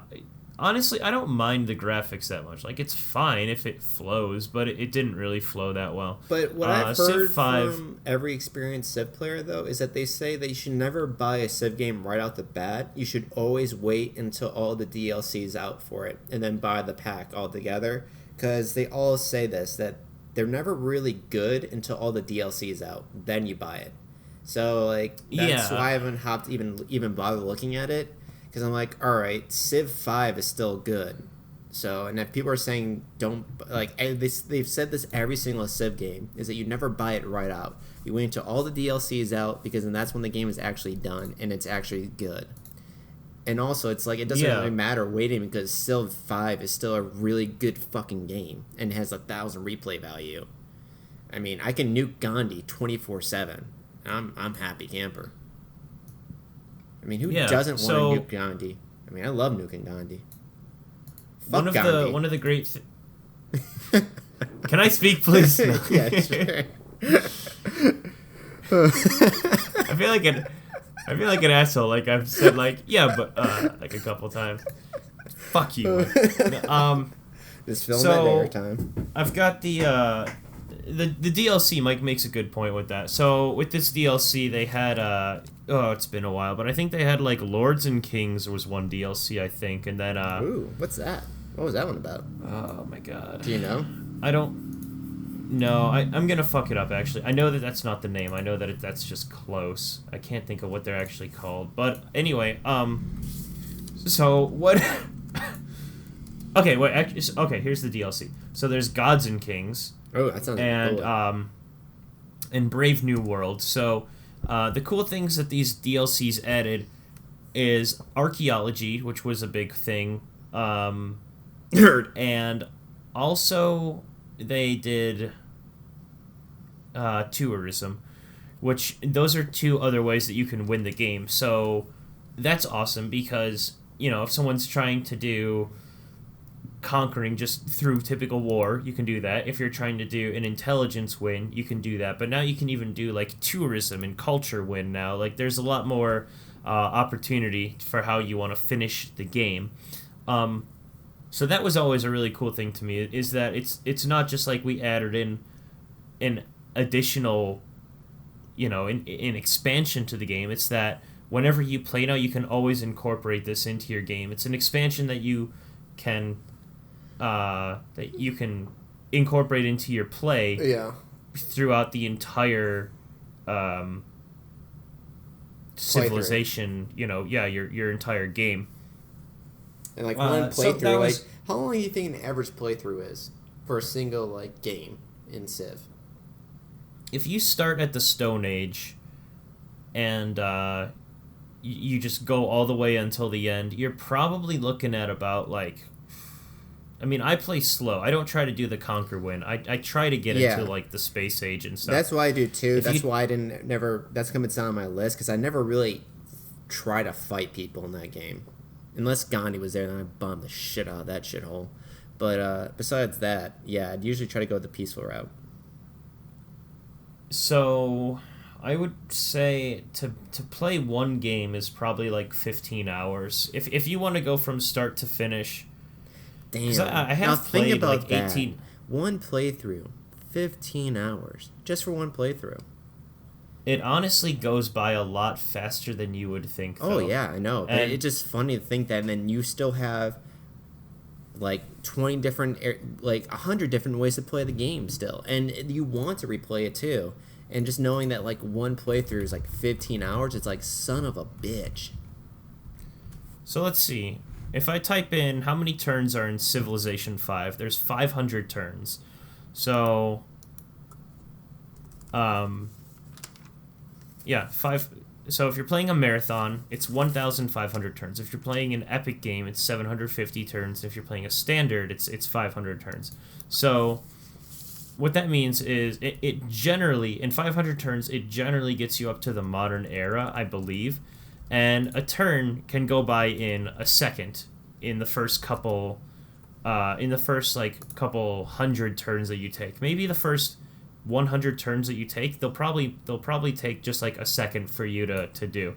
But by the time you're getting onto those last 100 turns, I mean you've got a ton of units out. You are dealing with negotiating trades and tourism. You're building buildings. You're upgrading defenses. Every turn probably takes a good 5 minutes before you can go to the next turn. Yeah. So it really ramps up near the end. But no, Civ has just always been a great game. I love that they added in a cooperative mode. The one downfall of Civ 5 is that if you play against someone, it's very clear when someone is winning or someone is losing, and the game is not a fast game where it becomes unfun for that person. For whoever the loser is, it becomes unfun for him for, the last couple hours. But if you're playing cooperatively, it's okay, Mike, you focus on animal husbandry, and I'll focus on pottery, and then, we'll do archery, and then you do brick building. You can put all the other teams, all the other nations into duos as well. So it's not a super strong advantage that you have. I mean, if you play as much as I do, it's still going to be easy no matter what. But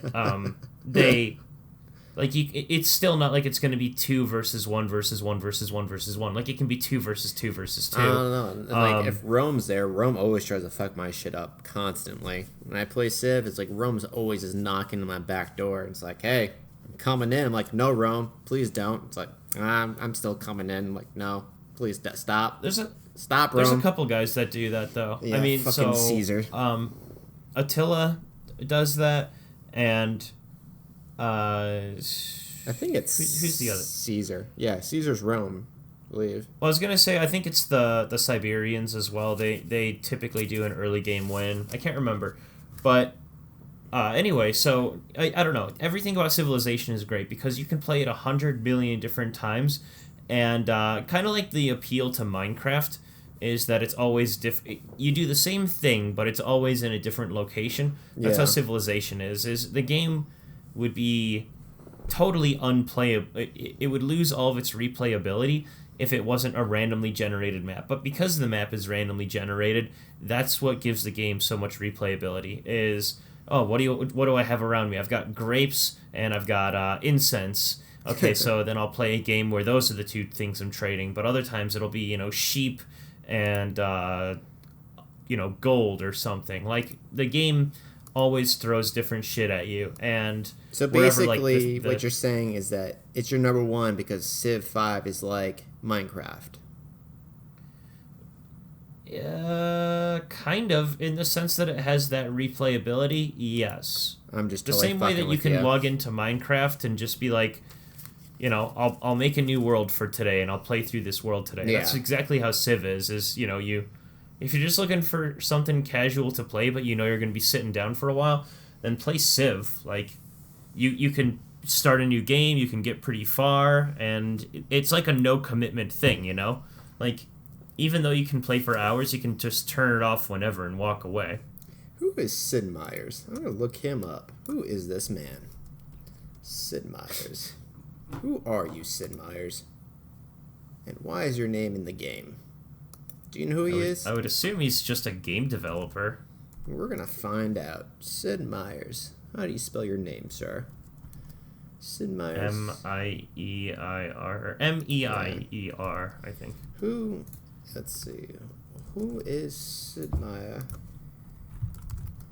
of Civilization Games?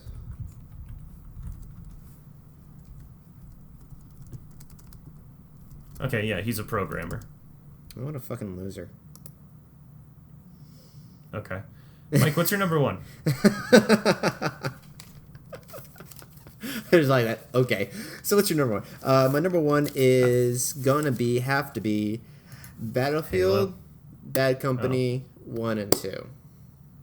Halo's not on there because really it's more of a Doom-like, you're power of one person. I mean, sure, there's some guys there, but they're just fucking cannon fodder, in my opinion. It's it's like in Halo. I love Halo, by the way. Halo, great series. Love the games. I always have fun playing it, but you're an army of one.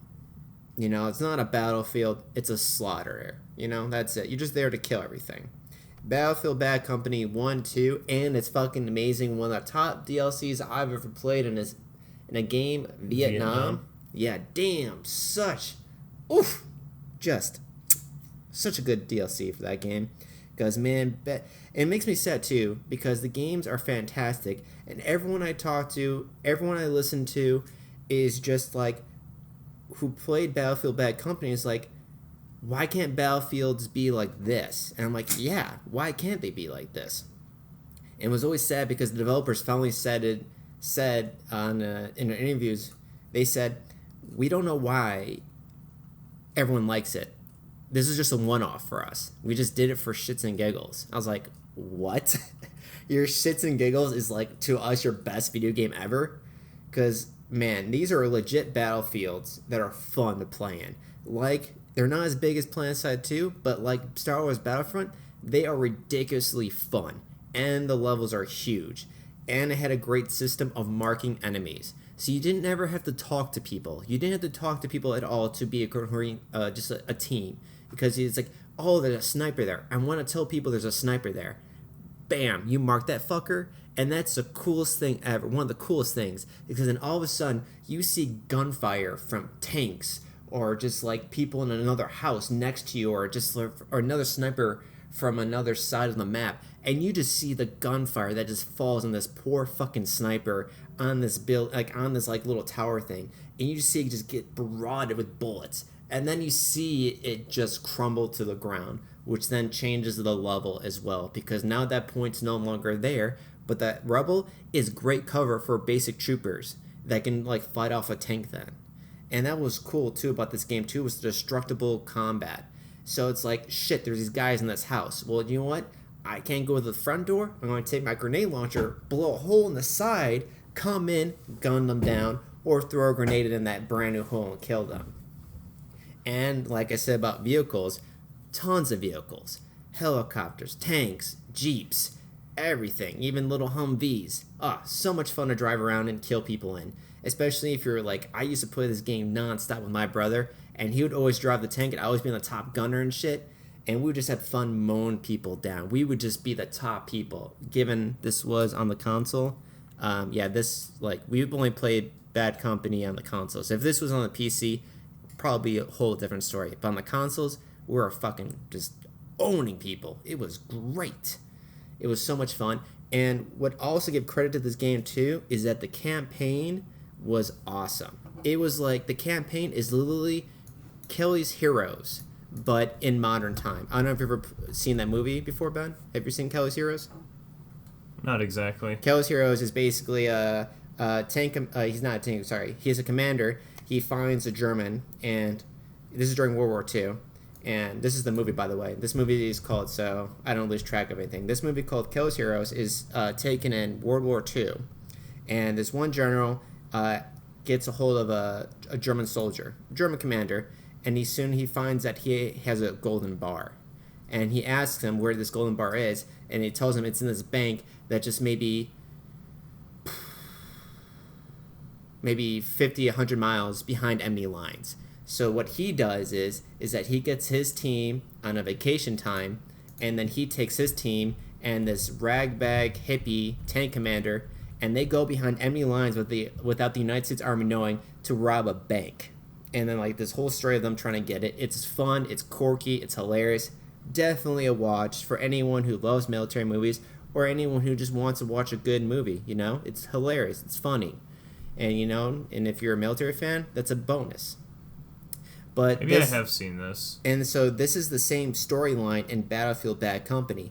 It's these guys who find some gold. And they're like, fuck, this is gold? It's a lot of it, too. And there's more in this enemy area? Let's go get this for ourselves. And so it's just this squad just trying to just stake this goal from this enemy without letting the United States knowing. And it's quirky, it's great, and they use the destructive combat so well in the campaign. And the campaign is just great. It's fun. It's well, that's what it is. It's fun. There's so much into it. I don't remember much of it, but I just had a great time playing it. And it was because they applied all the vehicles you can play online in the campaign. The levels were great, the storyline was great, the characters were hilarious, and it was just fun. And after you were done with this campaign, you had a fantastic multiplayer to play through. And then when you were done with that multiplayer, they released a DLC called Vietnam, which brought you into the Vietnam War, which changed all the vehicles, all the weapons, all the level designs, all the character designs, everything. It was almost a brand new game in your game. It was nuts. It was awesome.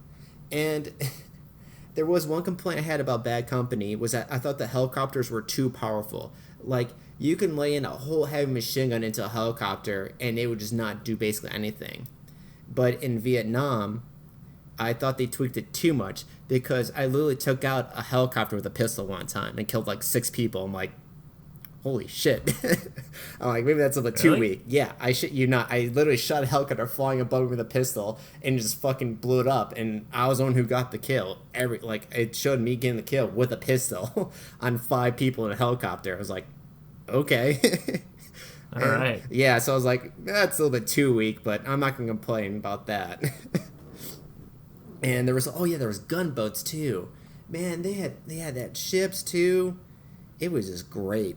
And but I'm not a fan of the other Battlefields afterwards. They're not bad, but they're nowhere near as good as Bad Company 1 and 2. The second one was a huge improvement on 1, so I could just say Bad Company 2, but they were both great games, and they were just so much fun. And it just flashed back into that, man. I really wish just to play that again. So fucking good. Damn. And, yeah. Yep, and once again, this title is like Most Fun Wars. That was one of the most fun ever played in a Battlefield. And it was like major props to Battlefield, coming with a fantastic game. It's very sad, though, they just didn't know how to recreate that magic. And then that's my number one. And with that... What's up? From what I've noticed, it always seems like the ones that people treat very casually, like whenever I'm making a video, the videos that I just kind of gloss over... Those are the ones that have a really good flow to them, or the ones that... Yeah, I noticed that too. If you try to overanalyze something, and this is with, the game development is what I'm getting at. If you try to overanalyze something, then you nitpick it too hard, and you try to make every part, like, super funny, or there's a lot of, like, inside humor, or you're trying to make it seem too, like, flashy. Like, it just comes off as bad. Yeah. I mean, I was gonna try to think of a better word than bad, but, yeah, they try to fit too much in, and then it becomes confusing, or it doesn't flow well. Which is funny you say that, because that's exactly what happened with the other Battlefield series after Bad Company. They were saying, all this enhanced graphics, like dramatic weather changes, all these environmental level changes. And it was just bad. Like you said, it was weird. And they put so much effort into it. I was like, oh, they're actually focusing on all this. This is going to be great. And then you play, it's like, oh, it's not. How? Why? It's a weird thing, isn't it? It's... Yeah, I mean, just people know what they want. And, hate Call of Duty for making the same game, basically, for the last 17 years. But... if you look back at what it used to be and what it is now, like, people hate Call of Duty, and partially because even though the game generally looks and plays the same as it did 10 years ago, there's still so much different with it that's what's making it so unenjoyable. Like, even though it's just small, minor changes, even though, it's still guns and shooting and all that, it's, the guns now shoot too fast, people respawn too fast, the kill streaks are now score streaks, and then, like, I don't like that at all, and like, oh, it's too confusing. Like, they totally agree. Even though it's just small little changes, the fact that they're trying to update their formula is basically what's killing it at the same time. In my honorable mentions, my actual favorite Call of Duty is Call of Duty 3. And they actually had vehicles in that one, too, in the multiplayer. I had so much fun in that multiplayer. And they had class base. And that's what I found out. As soon as they dropped class base, I'm not a fan of them then. That's when I really stopped caring for the Call of Duty games, is when there was no longer classes anymore. Because I do like that a lot. I really do. And like I said, as an honorable mention, Call of Duty 3. Fantastic multiplayer game. A lot of fun.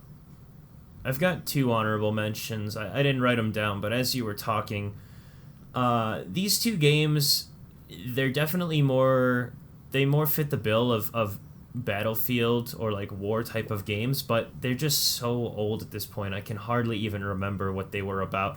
Yeah. They were Battlefield 1942, which I used to play a lot, but like I can't think back and remember what that felt like. I can close my eyes and I can remember how it looks, but I can't even remember like aiming down the gun sight or anything. I just remember that there used to be like these experimental planes. It was really weird shit. I never played that one, but I remember you and one of our other friends used to talk about the game nonstop. Yeah, we played it for a little bit. I think we had a pirated copy that we played on a private server or something. And then also I had Battlefield 2, which was that game came out in 2005, so we're 14 years ago. Like, that was half of my life ago. And like, the only thing that I really remember about that game is it was the first game where you could like load up your car with remote explosives, and then you would drive to a checkpoint. But so I would like load up a buggy with explosives, and I would jump out, and then I would blow it up at the last second. And that's like when 14-year-old me was like, this is the best thing ever. This is the peak of the internet. Is just suicide bombing. Like, you would try to jump out of the car, but I know exactly what you're talking about. Yeah, yourself. That's a classic move in Bad Company. In Battlefield games. Yeah, and I just remember like thinking back to that. And being like, this is it. I will never enjoy a game any more than this. But that's like the only thing that I really remember. I was gonna put it on my list, Battlefield 1942 or Battlefield 2. But honestly, I can only remember that those one features of each game is Battlefield 1942. I remember there was like a vertical, snowy, small town level that had like an experimental plane in it. And like literally that's all that I fucking remember from that. And then Battlefield 2 is just, suicidal dune buggy explosions. So that's all I got for honorable mentions. Yeah, I got two more, and then one of them is another MMO. It was called World War II Online, where you literally fought. The whole map was Europe, open to you. Obviously, it was probably smaller, but it was a massive online game where you can go anywhere on this map, literally anywhere across Europe. It was so huge. It was like one of the first ones I played online, and I was on my PC, which was like, I still was very unknowledgeable with PC and how everything worked. And I just remember just playing that game. It was just, because sometimes it took you like 20 minutes to see anything. But I had so many fun times just playing that game because it was just a massive level. And when you got into combat, it was intense because it was like real. It just felt like real. Of course, honestly, when I look back at it now, it was because I was really young. But I don't know. It was just the idea of just fighting across all over Europe, though. You can literally start in one point and walk across Europe if you wanted to. It was just I'm stupid. sure the graphics has really suffered lately. Oh, yeah. I looked it up a while ago. I was like, oof. It was just, oof. I'm like, my imagination was strong with this one. But it was the idea, and it was great because they also had vehicles too, planes, tanks, boats, everything. It was nuts, especially in its time. Let me actually quickly look up the age of this game. World War II. I got all this paperwork everywhere. Online. Let's see where this game came out. This game came out in probably 2001. Like 2001. Yep, 2001. Oh, man, I totally guessed that. Fucking nailed it. Yeah. I can't believe I was thinking like said exactly the same time. There was no cheating there at all. Damn. I know. That was a straight shot in the dark. I've never heard of this fuking game before. Yeah, it's a really obscure game. An early online game, and I was thinking, okay, it's got to be before World of Warcraft, which was in 2004. And I was like, well, I wouldn't put it before 2000 because then that's super early. Like Banjo-Kazooie came out in like 97 or something. So like, okay, 2001 sounds about right. Yeah, like there's two stories I remember. Once watching my brother play, he was just like, he saw two enemy planes, and then just like in an action movie, he's just a basic soldier. He hops on top of a vehicle, on top of like some van, takes his light machine gun and starts shooting at both the planes, and he kills both the pilots and destroys both the planes. Just this one foot soldier decided to stop, get on top of a vehicle, and just shoot at these distant planes and killed both the pilots. It's like, what the fuck is that? Nice. And so what's your other one then? So my other favorite story in it though was that I was driving a tank and all that stuff, and I randomly came across a tank, two other allied tanks, and then we're just driving down this road and all that stuff in line, and all of a sudden one says, "Oh, that's an enemy on top of that hill." And then there was 3 enemy tanks on top of a hill, and we just started this massive gunfire back and forth of just 3-on-3, just trying to take each other out, and we actually fucking won. And we lost one tank, and I was like, oh my god, that was fucking intense. Because I was like, let's see, what was I, 2001? So how old was I then? I was 11 years old. And it was like, just like a random intense battle out of nowhere. It was fucking insane. And I still remember that today. And that's why it's like I had to bring that one up. But the other one on my list, though, is one of my first like RTSs I ever played. And it was called Close Combat: A Bridge Too Far. And it was a World War II RTS game. And let's see, it was one of the first ones I've ever played. And I decided to look it up. And on Good Old Games, they actually are still selling it. And they did an HG remake of it. And you can also then, when you buy it, you get the old original copy too. I'm like, what the fuck? And I just have fond memories of this game. And so I'm actually thinking about picking this up and saying, because I remember I was trash at this game though, but I still loved playing it nonstop. So let's see here. So I'm pretty excited. I'm actually debating picking up and playing this game. Yeah, Close Combat at Bridge Too Far. And it was just... Actually, let's see what time that game came out. Sorry, I've been hopping around all over here. Close Combat Bridge Too Far. Let's see when this game came out. Let's see. This one came out in 1997. Yep. Damn, I was 7 years old when this game came out. Sorry, that was the remake. The original was 1996. Oh, okay. So there's two. They remade the game a year after. So no, so that was the updated version of it, and then they did the. Okay, now I get it. So yeah, this is the cover I remember. So I played Close Combat, and then they did a DLC for it, and it was called A Bridge Too Far. A year later, and then that's the one where they did an HD remake of that one. Interesting. So yeah, so the Close Combat is the one I played, and that was released in 1996. That's awesome. Damn.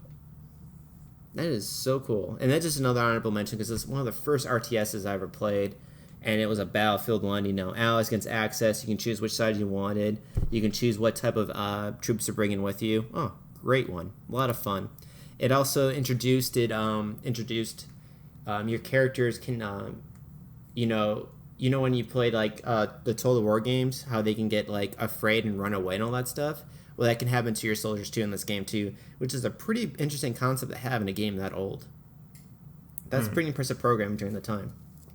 But yeah, that's my last honorable mention for, and honestly, there's 100 more I can talk about, but I've been talking a lot, so it's like we're already a good chunk in here, but yeah, I absolutely love military games. I love Battlefield games, like, not the Battlefield brand, but just games in Battlefields. I absolutely love the concept of you're just a simple soldier, a simple cog machine, like you said before. I love playing in those kind of concepts because it's great having people next to you fighting another just large army, It's I have great enjoyment, and that's why I have so many. I absolutely love that feeling. I think it's a cool thing. And yeah, going along with what you said, like there are a lot of games that, I mean, I keep thinking of games that I had considered, but I decided against it for one reason or another. Like, I guess I should give one more honorable mention, just being Spec Ops: The Line. Like, you play as soldiers, but once again, it's not a war game. You're doing a recon mission. Like, it didn't feel like war specifically. Yeah. So I don't know. I feel like people are going to get back to this and be like, well, what about this game? What about that game? And of course, there are, the thing is, there's so it's many. Not like there's stupid amount, and you can't play them all. It's either, if you're expecting us to play all those, especially back then when we're just so young, it's just like limited amount of fun. It's like, no, you're crazy, just crazy. Right, and I don't know. I think that there's definitely other ways that we can word this. Like, now that we've done, most enjoyable war games, like, I think that there's other ways that we can word this in the future so that we can get some of those other games out there, so we can put, like, Metro on that list or Wolfenstein: The New Order or something. Like, if we wanted to do, like, guerrilla warfare games, or if one-man army games or something in the future, we can do that. That'd be a fun one, yeah. That's something that'd be a good one. But yeah, it's a good idea. Totally. Yeah. Anyway, though, I got nothing else to say. I know that I kind of stopped talking after I said my number one, but like I said, you're kind of carrying this podcast because I brought nothing to the table today. I think I talked the most about King of the Hill, and then that was it. It's all good. That's we just had this podcast honestly just to catch up, and it gives me a chance to talk about video games, which I absolutely love. That's why that's my favorite thing about this podcast. I get to talk with someone else who's just as passionate about me about video games and understands what I'm talking about. So it's like, and some days we don't have good days. No, it was definitely interesting to hear about it because these are games that I haven't heard, and this is actually one of the first few times that I don't think you and I had any crossover this episode. No, we didn't. I don't think a single one of our games were the same. So to go through our list one more time, to count them all down. Number 5, I had Call of Duty Black Ops 1. Number 4, I had World of Warcraft. Number 3, PUBG. Number 2, Call of Duty World at War. And number 1 was Civ 5. Mike, yours one more time? Mine, number 5 was Medal of Honor series. Then we got the Brother in Arms series. Then we had PlanetSide 2. And then we had Battlefront 1 and 2, the originals, not the remakes. They can go fuck themselves. and Battlefield Bad Companies 1, 2, and of course, can't forget the fantastic DLC Vietnam. Yeah. So you and I didn't have a single crossover, which I think that's the first time that's ever happened. And it's like, if everyone wants suggestions, I have 1,000. And there were some I would love to add on here, like Republic Commando. That was a Star Wars game, but I was like, I desperately want to put that one on there, but it wasn't a military game. It was more, like you said, like Specs Op. I was like, damn. But for our next subject, though, I can probably put it on there, and that's because our next... Have we officially decided this one, that we're going to do, like, space stuff? Yeah, we did. Okay, cool. So why don't you tell the people what our next top 5 is going to be? Yeah, I mean, Mike just said it, but we're going to be doing top 5 space games. So, whether that is your Star Wars, or whether that is your Elite Dangerous, or whether that is your Dead Space or something. So, pulling from all different categories as long as the game is based in space. And I might have to say, I might leave off Battlefront 1 and 2 just to save the list. I don't know, because it might do a reappearance, but since I had it on this one, it'll probably be staying in my honorable mentions. It will definitely be, if I don't have it on the list, it'll definitely be an honorable mention, but I don't know if I want to reuse them again, because there's so many space games, too, for me as well. So it's like, damn. So this is interesting, too, because, I mean, I've never played Battlefront 1 or 2, but are those games more space, or are they more on other planets? Like, what's the criteria here? They're both, because you fight in space, and then there's also when you fight on spaceships too. So there's space battles, and then in those space battles you fight in space and you fight on battleships, and then there are levels where you're already on a battleship fighting on a large level, and then there's ones when you're fighting on different planets too. So it's multiple things. Feel free to not hold me to this, but I think as a criteria for myself for the next week, you don't have to do this, but I'm going to try to do games that are exclusively in space, so not on other planets or anything. I might see if I can do that. I don't know if I'm gonna. That might be because I'm thinking like there's the Alien game, there's Faster Than Light. Like I haven't played those games, but like I'm thinking there are more than enough games that are based exclusively in space, not on another planet. So are you a fan of rogue type games? Roguelike. What type? Roguelike. Roguelikes. Yeah. I think you'd like FTL, Faster Than Light. I don't know. Yeah, possibly. It's just an idea. I'm sure I'll come up with my own criteria in the next week. But anyway, that's all I got to say here. That's it for me too. As long as that's... my throat's hurting from talking so much about these games. Like, I know I got really passionate in there, so right there it's kind of hurting a little bit. All right, then I'm gonna let you go, and everyone tune in next week, I guess. Yeah, thanks for listening. Have a good one. Bye.